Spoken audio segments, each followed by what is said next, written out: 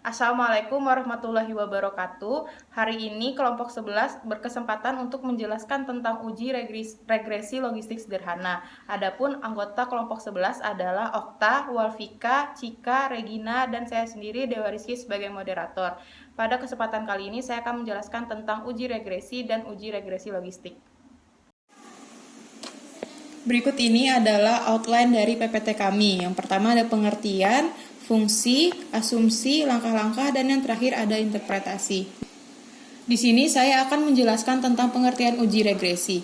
Uji regresi itu sendiri adalah analisis yang digunakan untuk menjelaskan keterkaitan hubungan antara suatu variabel independen terhadap variabel dependen yang dapat dinyatakan sebagai bentuk model matematis. Kemudian yang kedua ada uji regresi logistik.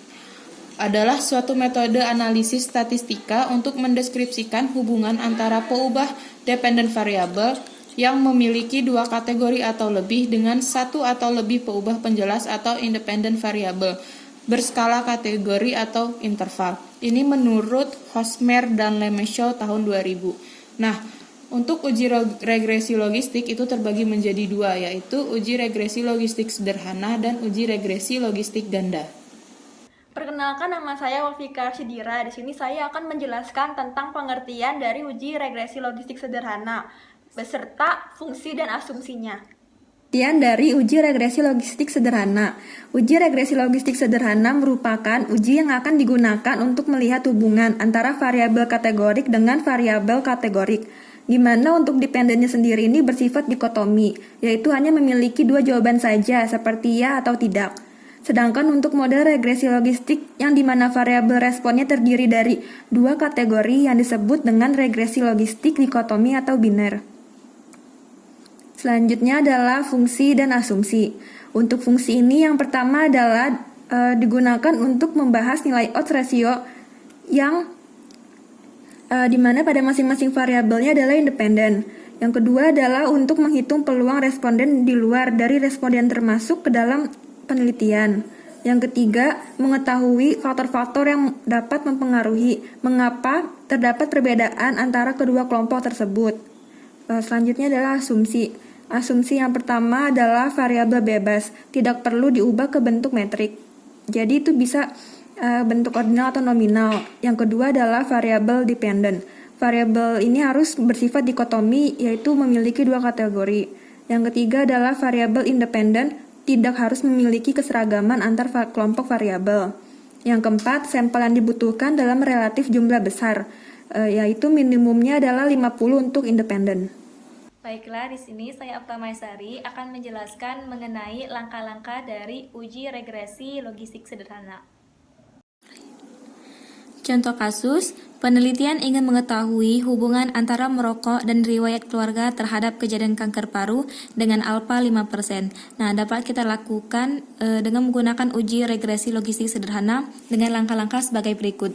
Pertama, kita buka aplikasi SPSS terlebih dahulu, kemudian kita klik Analyze, lalu klik Regression, lalu klik Binary Logistik. Maka akan muncul layar seperti ini. Lalu kita masukin kejadian kanker paru ke kolom dependen karena kejadian kanker paru responden ini merupakan variabel yang dipengaruhi. Lalu klik status merokok, masukin ke comparate. Kemudian riwayat keluarga masukin juga ke comparate.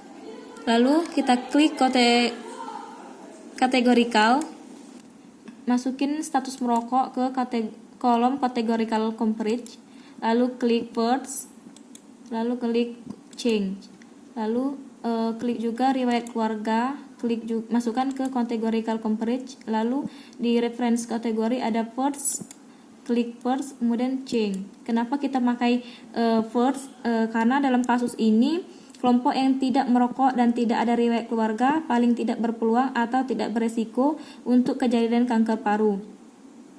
Kemudian kita continue. Kemudian klik tombol option, lalu centang CI4XB ini akan muncul 95%. Lalu centang juga include constant in model. Kemudian continue. Setelah itu, oke. Nah, output yang kita ingin ketahui adalah variable in the question. Di sini kita lihat p-value atau sig dan juga XB atau OR atau nilai odds ratio.